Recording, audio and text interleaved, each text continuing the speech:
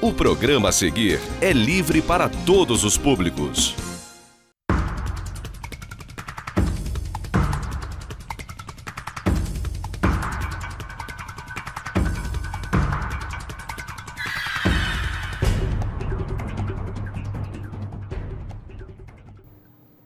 Olá, meus caros. Estamos começando mais um programa direto ao ponto aqui pela TV Zoom, que, como todos os outros que integram aqui a grade da casa, pode ser visto também através da nossa página na internet, tvzoom.com.br, através do aplicativo de celular e através do nosso canal no YouTube também.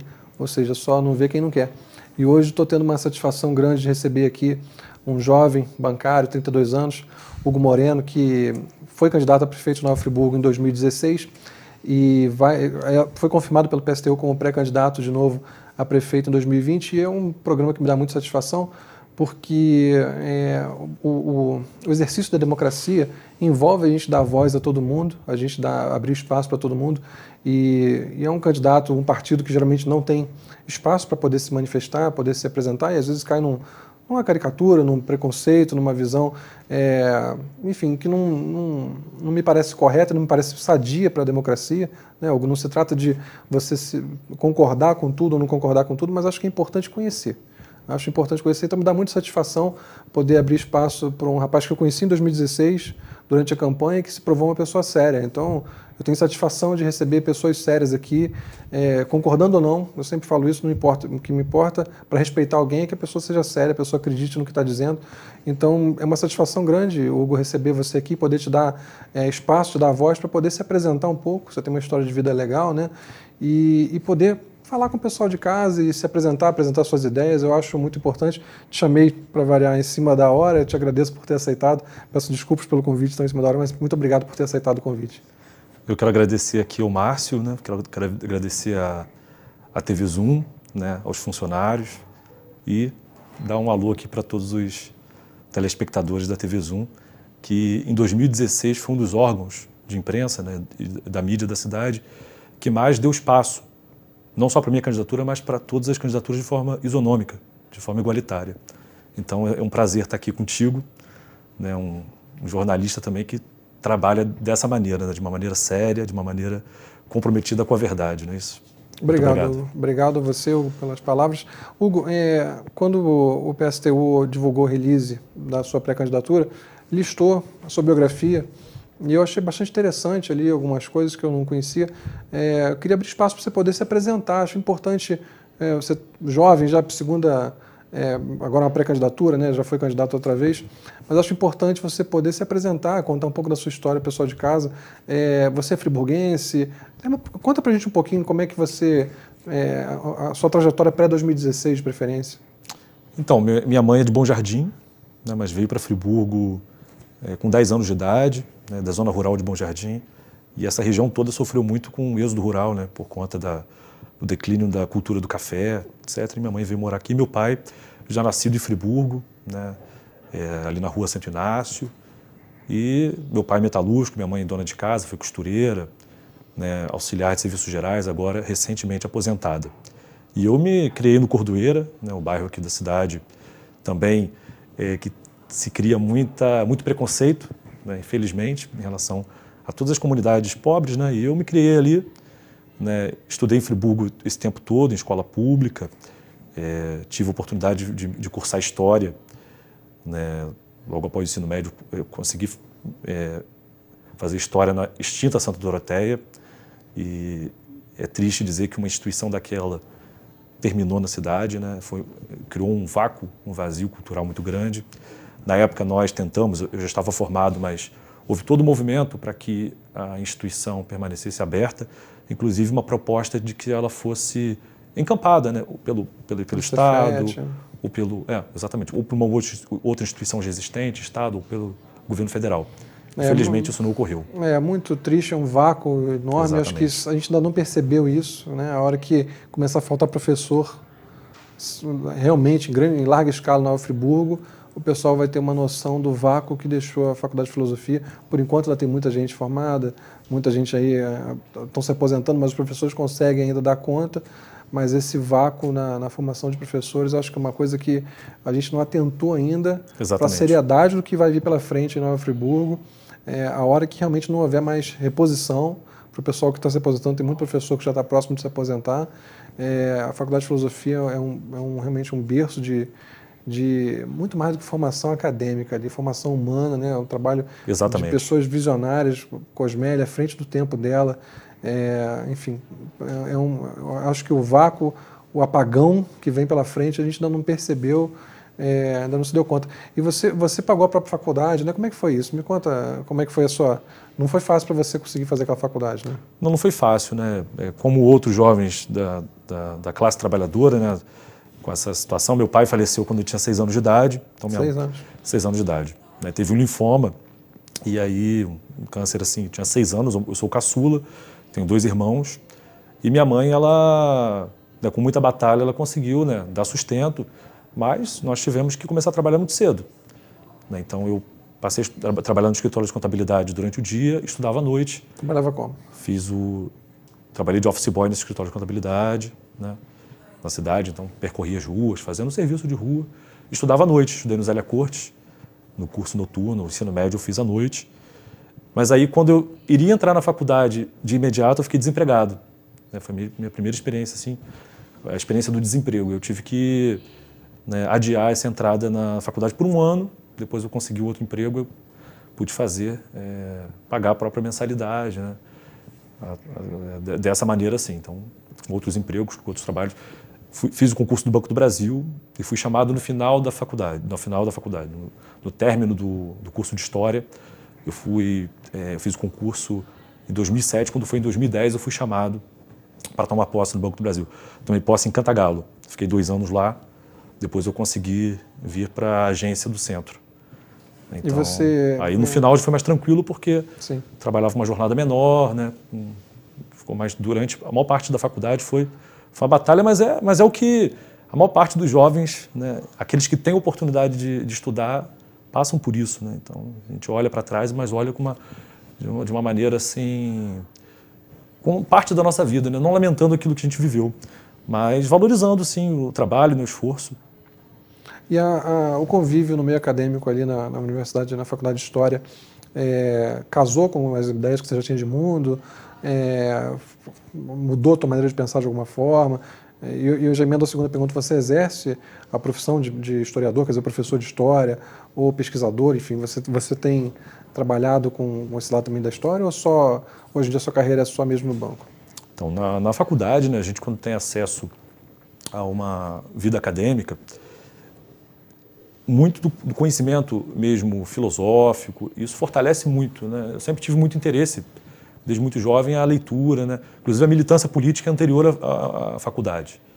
A militância política é anterior, então eu já entrei na faculdade já com essa vivência política, uma vivência da leitura social, da leitura econômica do país. Mas a universidade, o convívio acadêmico com os professores, né, lhe dá uma base do ponto de vista de pesquisar, né, de pensar, e também do magistério, né. Aí, respondendo a segunda pergunta, né, eu não atuo como professor, né, mas como pesquisador, sim. Eu tenho feito atualmente uma pesquisa sobre a história política de Friburgo, especialmente a partir do final dos anos 50, quando o Amâncio Mário de Azevedo ele ganha a primeira eleição para prefeito. Primeiro ele vence para vereador, depois para vice-prefeito. Na época havia eleição direta para vice-prefeito, né, o Feliciano Costa como prefeito e ele vice-prefeito, depois ele vence como prefeito. E ele até 76, obviamente que não continuamente, que não existia reeleição, ele se torna a grande figura política da cidade. Então estou pesquisando esse período, mas eu fiz outras pesquisas, eu estudei História Antiga e Medieval na Faculdade de São Bento, fiz um trabalho sobre a crise social grega, ou seja, das cidades gregas que passaram por grandes conflitos e tiveram soluções políticas.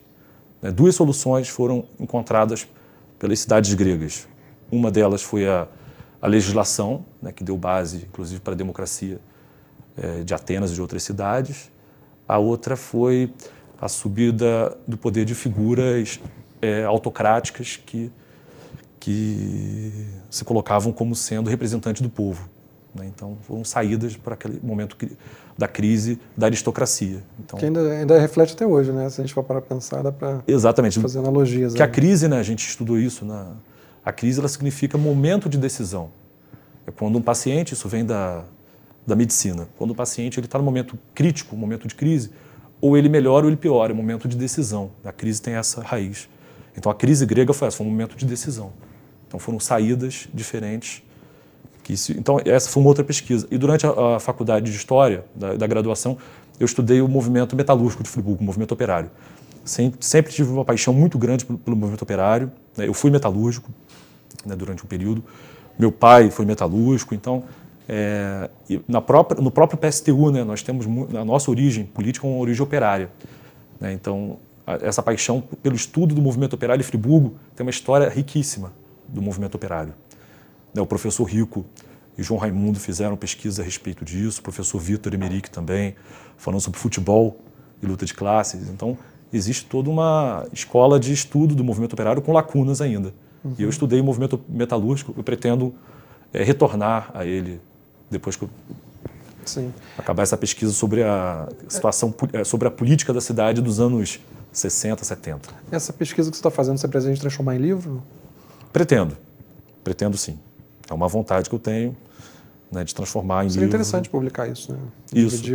Tem muitos fatos, né, como por exemplo o assassinato do Guido da Flon, né, em 73. Né, o Guido da Flon, que era ligado ao governo do Amâncio, né, houve uma briga interna no governo e o Guido da Flon, numa briga. Existe toda uma investigação, inclusive, a respeito de como foi essa briga na Câmara de Vereadores, e o Paulo Azevedo, que era secretário-geral da Prefeitura, junto com os dois irmãos, foram condenados pelo assassinato dele, né, nessa briga política. É uma história que seria interessante. Esse é um fato que precisa ser elucidado, né? Muita gente sabe algumas coisas, a maioria da população não tem conhecimento a respeito disso. São dúvidas que quando a gente consegue sanar são muito interessantes. Eu não quero falar de mim, mas uma coisa que me perturbava como jornalista depois do que aconteceu em 2011 era se o número de mortos a ser declarado da cidade ele era condizente com a realidade. E isso me perturbou durante 5 anos. Daqui com 5 anos da tragédia, eu pedi autorização ao Jornal Voz da Serra para fazer uma matéria especial e ficar um mês na rua e conseguir buscar casos que pareciam improváveis de terem sido catalogados, né? Consegui achar várias falhas, mas quando fui para o Ministério Público Estadual, os nomes estavam lá. A exceção de uma pessoa, eu peguei uma amostragem de 20 pessoas, a exceção de uma pessoa que tinha sido resgatada com vida e transferida para outro hospital em outra região e veio a falecer, quer dizer, ela faleceu em decorrência da tragédia, mas não consta por ter falecido em outros lugares. Então, eu imagino que aconteceu isso com outras pessoas, mas não é um universo tão grande assim. Então, quando a gente consegue responder essas perguntas assim, importantes, né, hoje eu tenho consciência tranquila de que o número de mortos declarado em Friburgo, não em Teresópolis, em Friburgo... Em Teresópolis houve uma... em Teresópolis parece que tem uma discrepância. Mas em Friburgo está muito próximo da realidade. Sim. Tanto que eu listei todos eles e falei para a população, se houver alguém que está faltando, me avisem. E ninguém entrou em contato. Em Friburgo houve uma diferença, pegando o gancho nessa questão, abri um parêntese, Friburgo houve uma diferença porque o movimento social em Nova Friburgo, sindicatos, associações... batalharam muito para que houvesse justiça aqui em relação tanto à questão do respeito aos mortos, aos familiares, a questão da construção das casas. Foi construída de uma maneira, na minha opinião, errada, né? Sim. Daquela maneira como foi feita. Né? Aquilo vai contra tudo aquilo que nós temos por experiência, né? Do ponto de vista da habitação popular no Brasil. Você está falando antes da tragédia ou depois da tragédia? Depois da tragédia. Você está falando Terra Nova? O Terra Nova, exatamente. Né? Desde 1910 há conjuntos habitacionais do Brasil. O jornal O Globo, inclusive, uns anos atrás, fez uma série de reportagens muito boas sobre isso. Ele pegou a história dos conjuntos habitacionais do Rio de Janeiro. Ele pegou desde lá de Deodoro, que foi o primeiro, até os da Minha Casa Minha Vida, passando pela época do Getúlio, que foram grandes conjuntos com muita qualidade. Depois, na ditadura militar, a qualidade dos conjuntos caíram muito. Infelizmente, no Minha Casa Minha Vida, se reproduziu aquele modelo da ditadura, ou seja, de concentrar, né, a população em prédios com baixíssima infraestrutura, sem condições mínimas. Nós lutamos para que houvesse habitação popular, mas de uma outra maneira. Mas houve muita luta. Inclusive, nós do PSTU, na época, fizemos cartazes e espalhamos pela cidade de quem é a culpa. Responsabilizando, porque a tragédia é quando você não evita. Agora, quando tem essa quantidade de mortos, como nós tivemos aqui, né, a maior parte delas poderia ser evitado se houvesse sistema de alerta que não há como há hoje, mesmo que de forma precária, mas é uma conquista. Sim. Não havia alertas nas comunidades, não havia nenhum plano de fuga, sem falar da questão da construção irregular em Nova Friburgo, que é um problema antigo, um problema que remonta desde a década de 50, que foi o período em que a cidade mais cresceu proporcionalmente, foi quando houve aquele grande êxodo rural. Então, os loteamentos irregulares foram se proliferando, sem que houvesse infraestrutura para a população poder construir. Eu vou ter que te interromper rapidinho, para a gente chamar o nosso único intervalo, mas não perde fio da meada não, que a gente puxa daí para o segundo bloco. Espero que estejam gostando, tanto quanto eu, e a gente se vê daqui a pouquinho. Até lá.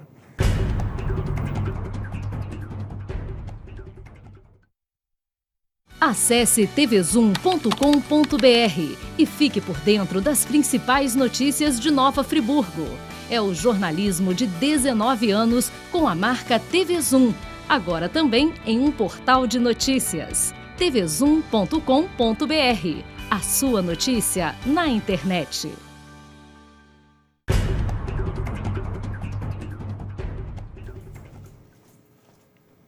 Bom, amigos, estamos de volta para o nosso segundo, infelizmente, último bloco. Hoje recebendo aqui Hugo Moreno, que foi candidato a prefeito Nova Friburgo em 2016 e foi confirmado agora essa semana como pré-candidato do PSTU às eleições de 2020 também a prefeito de Nova Friburgo. Eu te interrompi, você estava falando sobre habitação. Exato. Eu, no segundo bloco, eu queria falar um pouco sobre suas ideias de plano de governo que você já traz desde 2016, o que mudou de 2016 para cá, em você e no plano, na cidade. Mas acho que você pode começar falando justamente de habitação, que acho que é uma situação ainda sensível na nossa cidade. Aliás, eu te antecipo que Friburgo tem um lobby fortíssimo com relação à construção civil, é uma coisa complexa, complicada, que a gente esbarra nisso o tempo todo. São evidentes os sinais do lobby da construção civil muito forte na Nova Friburgo.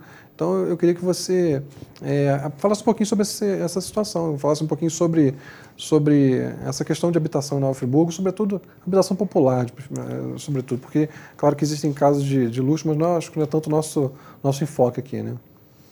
Então, eu estava dizendo que em 2011, né, nós, do movimento social, e o PSTU também fez parte dessa luta para que houvesse construção de casas para os desabrigados.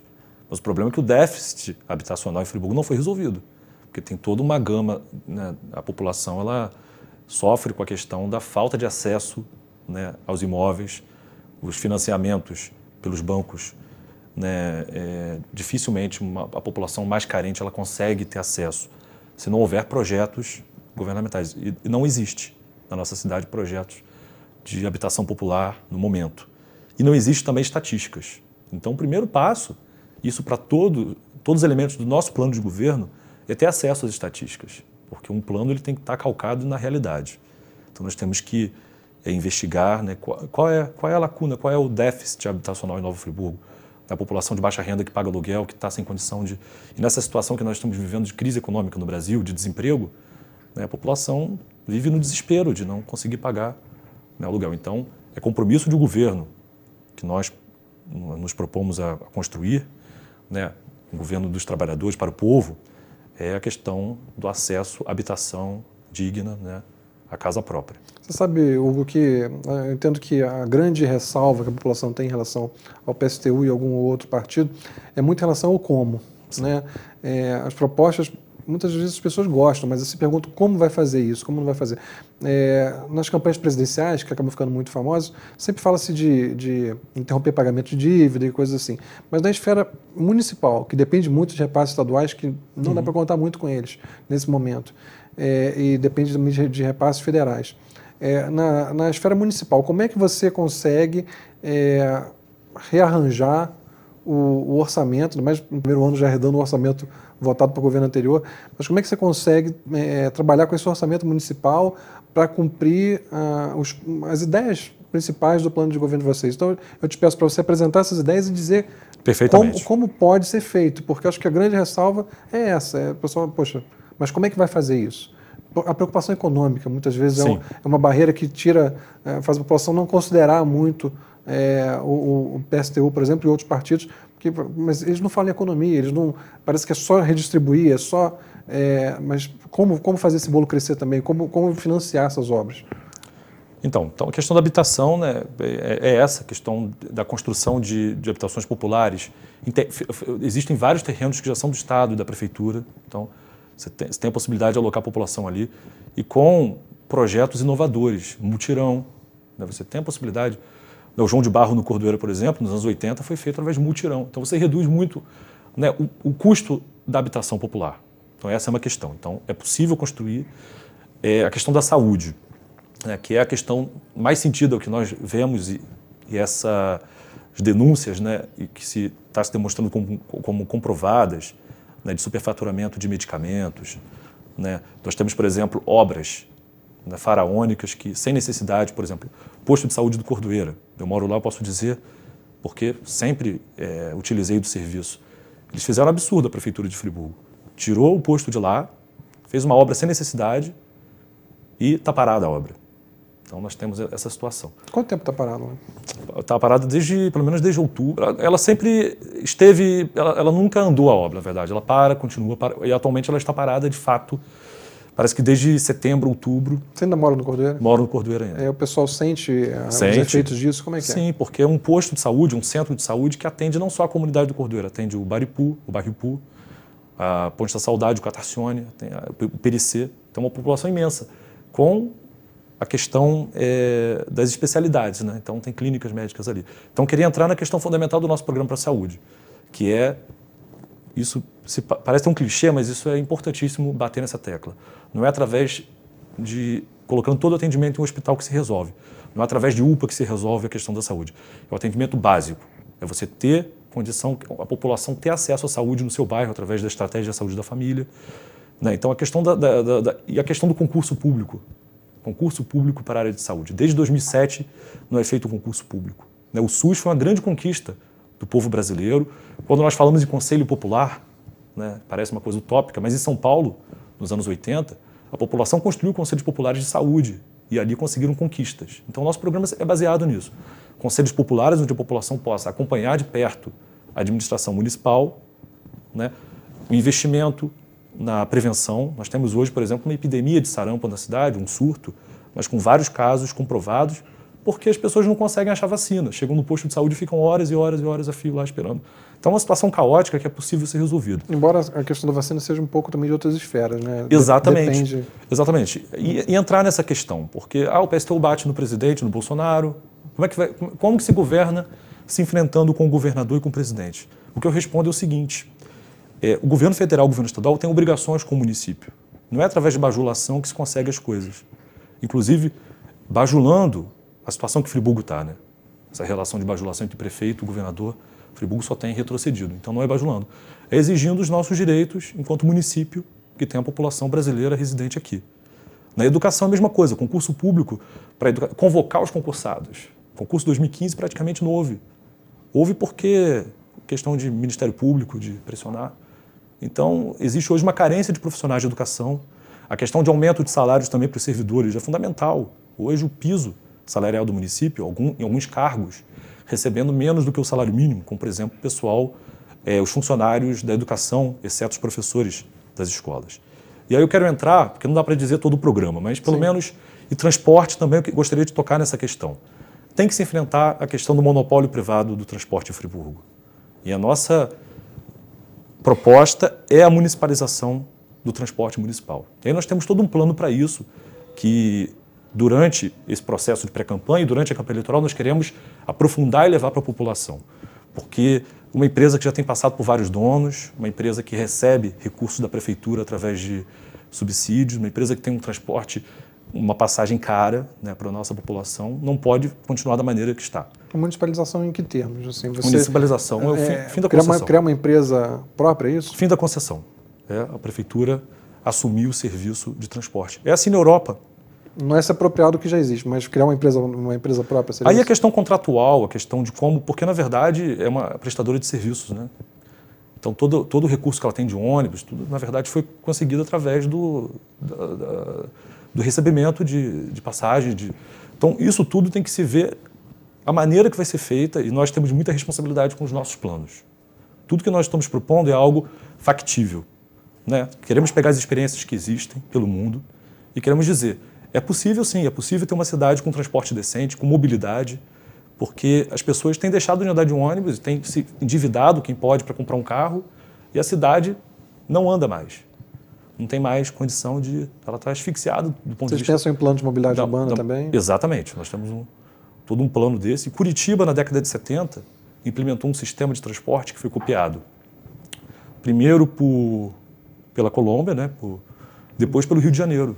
Né? A questão que no Rio chamado de BRT, mas com vários nomes, né? Com ônibus articulados. Então, tem que corredor para ônibus. Exato, um corredor para ônibus. Tem que se pensar nisso. E a questão dos recursos, né? Entrar nessa questão toda agora, na questão dos recursos. A primeira questão é tributária. É preciso que a população mais pobre ela pague menos impostos, mas que pague impostos para colaborar com todo, através do IPTU, e aqueles que têm mais recursos paguem mais impostos. Isso chama imposto progressivo. Isso tem que ser feito.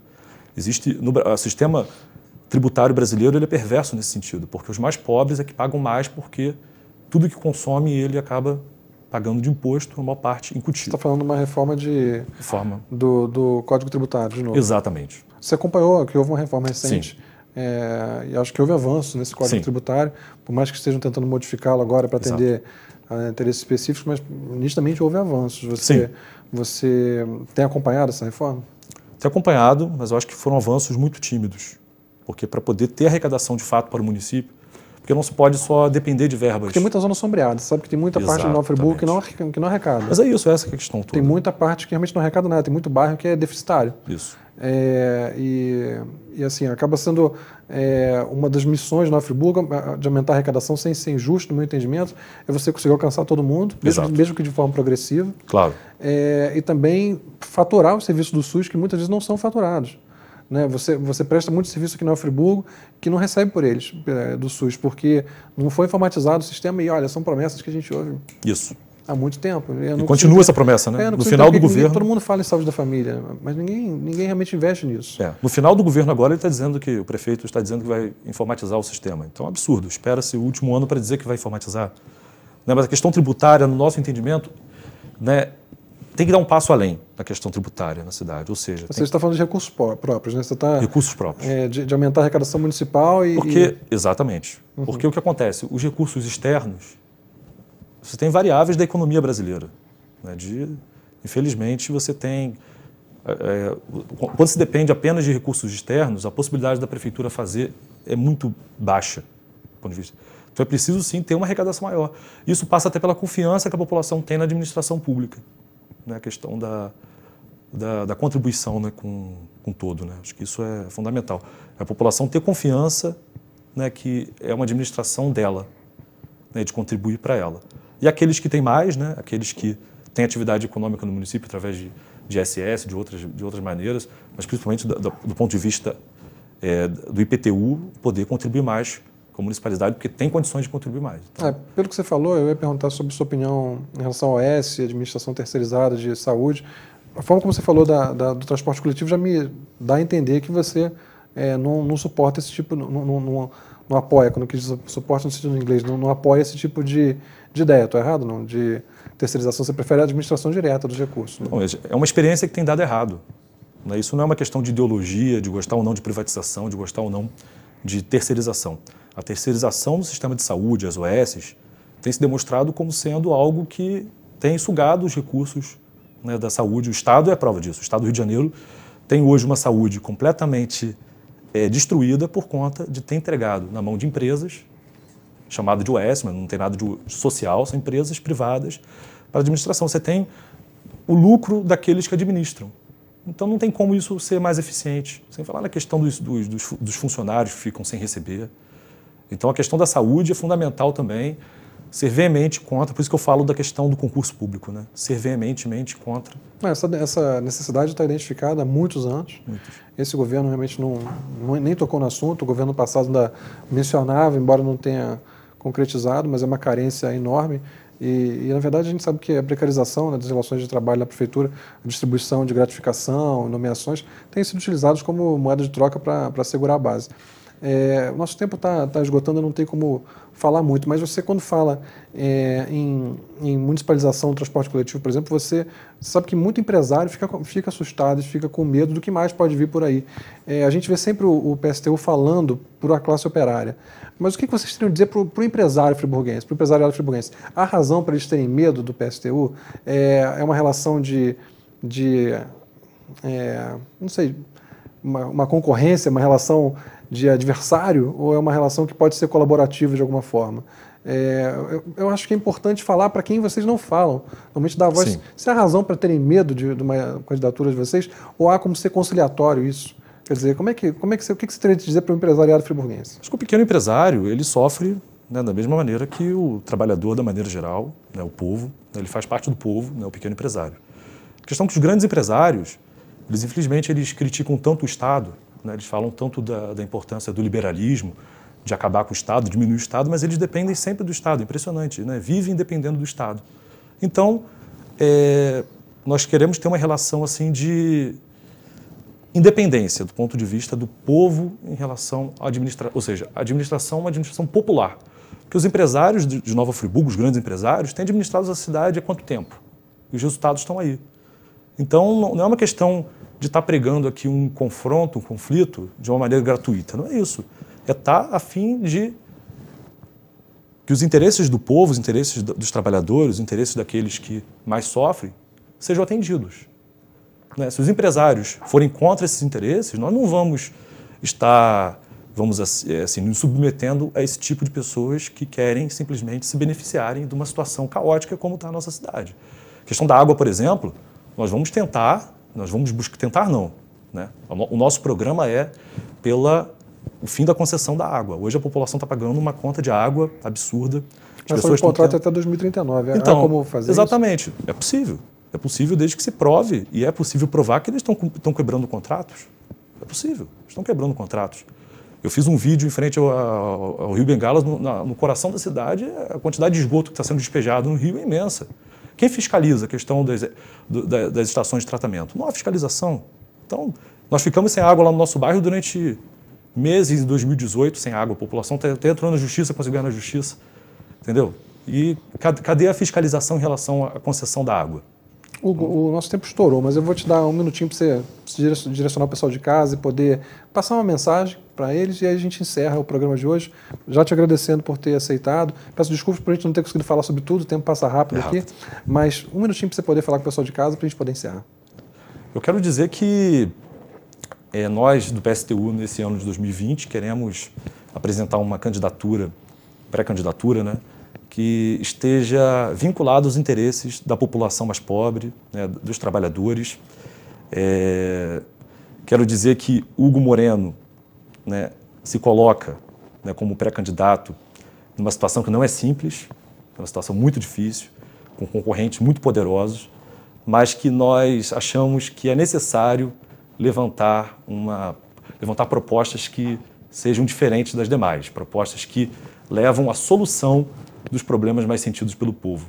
Né? Não dá mais para pensar em reparos ou em promessas vazias, é preciso solucionar os problemas mais sentidos pela população de Nova Friburgo. Então, eu estou aqui com esse intuito. Hugo, obrigado por ter vindo aqui. Eu acho importante a gente dar voz a todo mundo. Acho que a gente não pode dizer que está cumprindo nosso papel se não fizer isso, né? E espero que o pessoal de casa tenha gostado de ter contato com um lado da política que muitas vezes não aparece. E a gente volta na semana que vem com mais um programa Direto ao Ponto. Até lá.